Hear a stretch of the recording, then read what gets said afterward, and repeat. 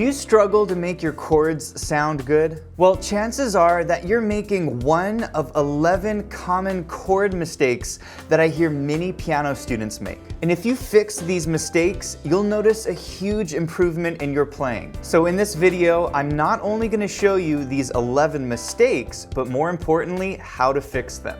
So let's go ahead and dive in. All right, I want to start by saying that these mistakes are not absolutes. These are not rules that you can't break, and there will always be exceptions. You can think of these as general guidelines that will help you make your chords sound better. All right, we're going to start with mistake number 1. I'll play it for you, and then we'll talk about it.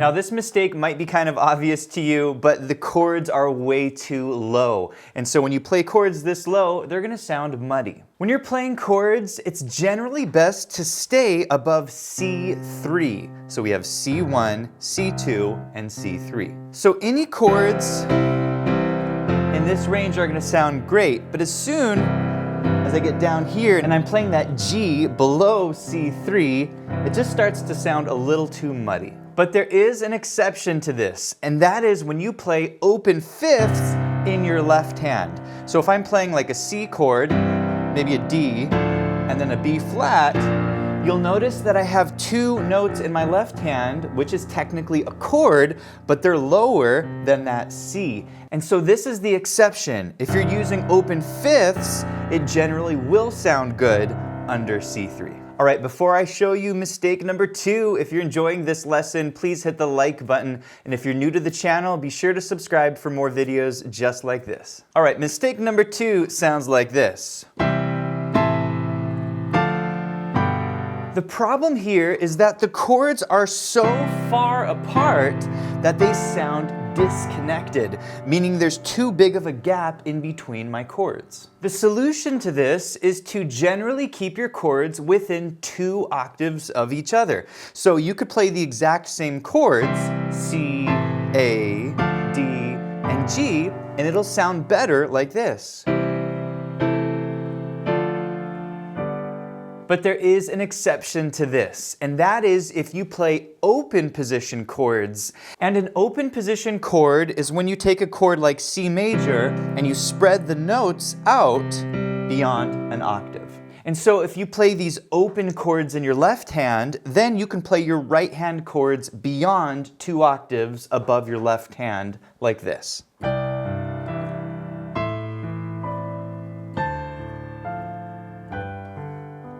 So to recap, if it's a closed position chord, you don't want more than 2 octaves.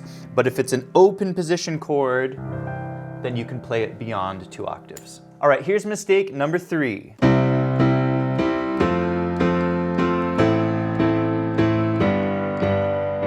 This is a very common beginner mistake where I hear a pianist accompanying a singer and they stay in one zone of the piano. Sound very monotonous and repetitive. If you want your accompaniment to sound interesting, then you want to play in the other 2 zones. And this zone down here is what I call the driving zone. It really drives, but there are 2 zones that you might be missing out on. The first zone is what I call the warm zone, and it sounds like this.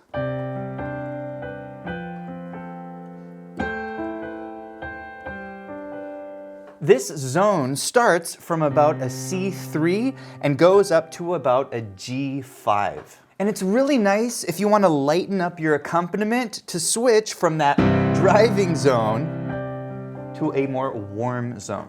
The third zone is what I call the tender or delicate range, and it sounds like this.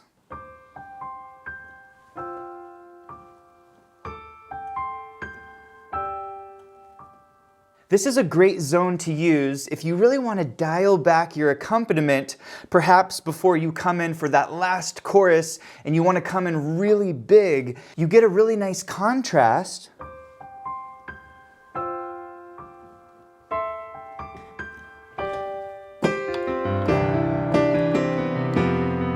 Between the sections. So as a recap, you have 3 zones. That driving zone, the warm, and then the tender. By the way, if you want to learn more pop accompaniment patterns like I just played and how to utilize the various zones of the piano, we have a really good course on this topic called our Pop and Contemporary Piano Accompaniment Patterns course, where you'll learn various right hand and left hand chord options, different right hand techniques and left hand techniques, how to combine the hands, and how to get the signature sound of different artists like Elton John, Billy Joel, and Coldplay. So I'll put a link to that below. All right, here's mistake number 4. Now this one might not be as obvious to you, but the problem with these chords is that they're too bright and unbalanced. The reason for this is that I play the third of the chord twice, and the third is one of the brightest notes in the chord. And so if you play the third more than once in the chord can sound too bright or unbalanced. And it generally will sound best to only put the third in one of the hands, meaning that if you put the third in both hands, it can oftentimes sound too bright. Now there are 2 solutions to this. One is to put the third in your left hand and remove the third in your right hand. Or you could put the third in your right hand, but remove it from your left hand. All right, mistake number 5 sounds like this.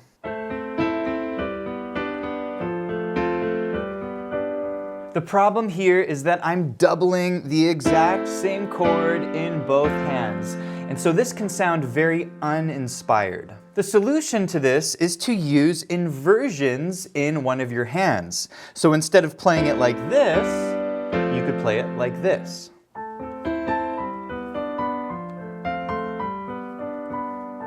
I'm basically using a root position A minor in the right hand. Then I go to a first inversion G major because the third's on the bottom, to a second inversion F major because the fifth is on the bottom, and back to the first inversion G major. All right, mistake number 6 sounds like this. The problem with this is that my chords sound very boxy and rigid. And the reason for this is that my left hand is always playing the root of the chord, and so it's jumping around a lot. Instead of playing the root in the left hand the whole time, you could instead play it like this.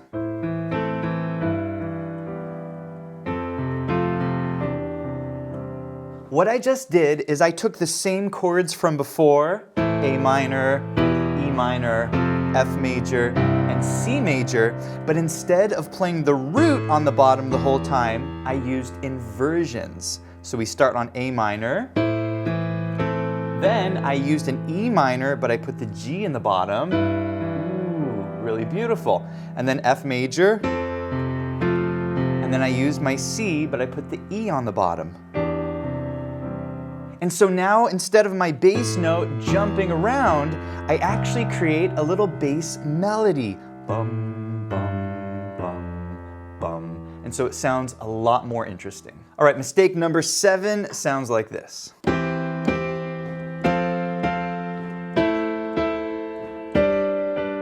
Now, there's nothing inherently wrong with this, but the problem with this approach is that I'm just chording the whole time. And the chords can oftentimes lack a sense of connection, and there's a really good technique that can help you make your chords feel like they connect a little more, and it's called the pedal shape technique. And it sounds like this.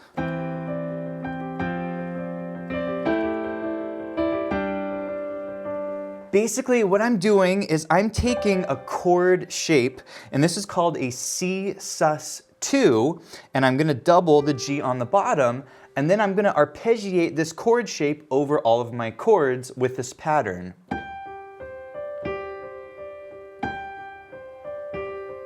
And it sounds beautiful over all of the left-hand chords.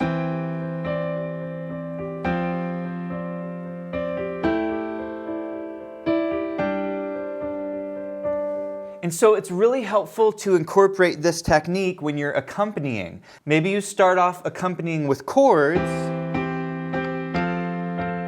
and then you go to this pedal shape.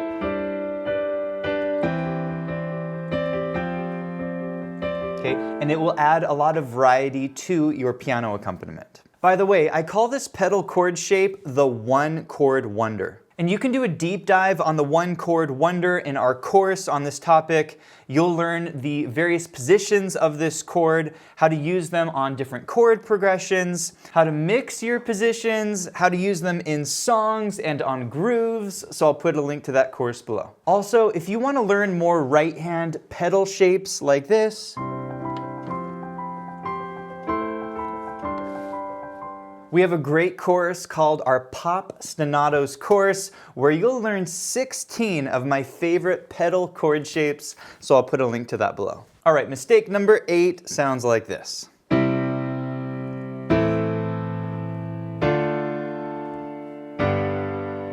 The problem with these chords is that they are so basic. Basically, for all of the chords, I'm only using 3 notes, and then I'm repeating them in both hands. And so you're really missing out on some of the beautiful chord colors that you can add to these basic chords. The fix to this is to add what are called chord extensions. And so I can take these exact same chords, and I can play them like this.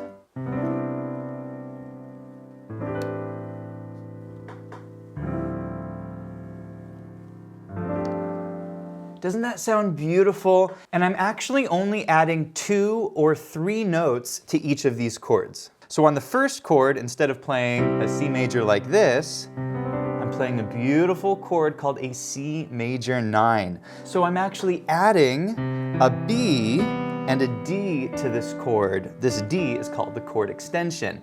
You can also do this on your A minor chord. Instead of playing that, you can play this. Isn't that beautiful? And so I'm adding a D, a G, and a B to this chord, but I'm spreading the notes out and clustering them. Same on the D minor chord. Okay? Basically on this chord, I'm adding a G, a C, and an E to my D minor chord. And so the E and the G are the chord extensions. And finally on the G chord, I'm adding an A and a C to this chord to make this what's called a G9 sus4. And so when you're accompanying, you can use both the ordinary chords as well as the more colorful chords. By the way, you can do a deep dive on chord extensions in our Chord Extensions course. You'll learn everything that you need to know about which chord extensions you can add to different types of chords, how to combine the notes, how to voice the chords, and how to use them in tunes. So I'll put a link to that below. All right, here's mistake number 9.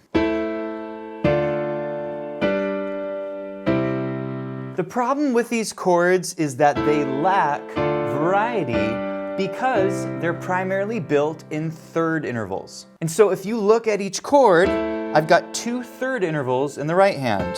Okay, D minor, right? I've got a third interval. G major, I've got 2 third intervals. And then the C major, I've got the third interval. And so if you want to add more variety to your chords, try building them in different intervals. And there are 2 types of intervals that you can use to make your chords sound really cool. The first is 5th intervals, which sound like this.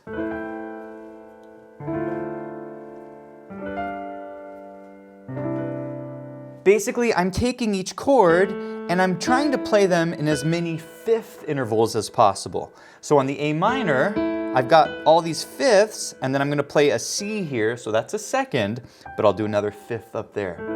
So it sounds gorgeous. You can do this on your D chord. Go up a 5th, then go up another 5th, then we'll do a 2nd here, and then another 5th. Okay, really beautiful. Same on the G chord.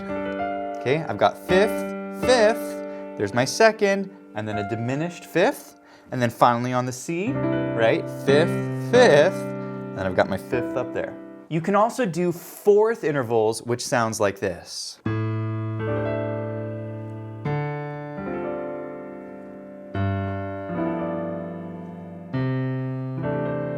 Now this has kind of a jazzier sound to it, but you can still use these chords in pop chord progressions.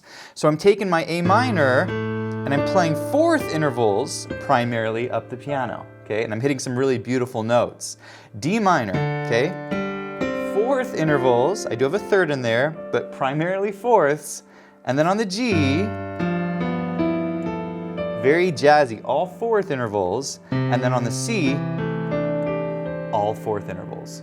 Mistake number 10 is playing slash chords wrong. And let's say you encountered a chord progression and it started with a C slash E, and then it went to F, and then D slash F sharp, and then went to G. Well, some students will see that first slash chord, C slash E, and they'll think, okay, it's a C chord in my left hand and an E chord in my right hand. Okay? And then they get to the next slash chord, D slash F sharp, and they think, okay, maybe that's a D chord in the left hand and an F sharp major in the right hand. Well, that is completely wrong. And some students will actually flip it. They'll see the C over E and they'll think, okay, maybe that's a C chord in the right hand and an E major in the left hand. And that's wrong. And then on the D slash F sharp, they'll think, okay, maybe that's a D in the right hand and an F sharp major in the left hand. But the correct way to play slash chords is that your left letter on the left side of the slash is your right hand chord.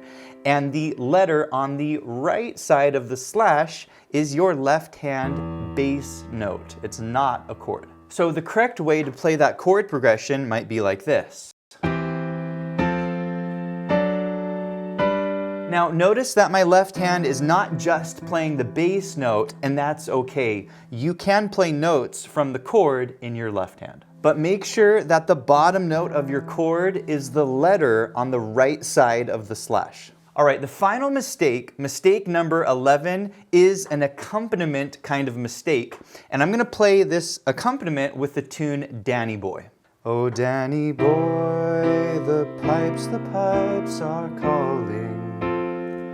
From glen to glen and down the mountainside, the summers.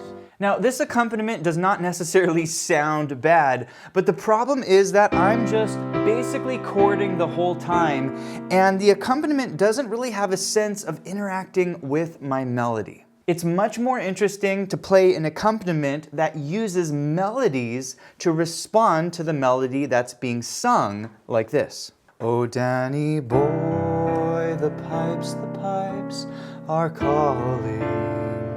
From glen to glen and down the mountainside, the summers.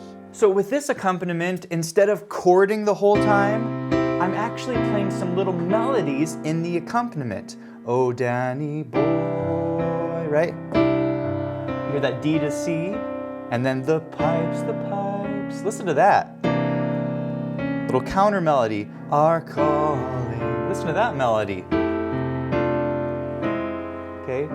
So the goal with this technique is to not just chord the whole time, but to think of a response melody to your main melody. Meaning when you're accompanying, you don't want to just think of chords, but you want to actually think of melodies so that you get a nice interaction or call and response with whoever's singing. By the way, if you want to learn more about how to take the tune Danny Boy and add beautiful colors to your chords, how to accompany with the tune, add right hand fills, and do a bunch of other cool arranging techniques, we have a great course on this, and I'll put a link to it below. Hey, thanks for watching, and if you enjoyed the lesson, please let me know in the comments.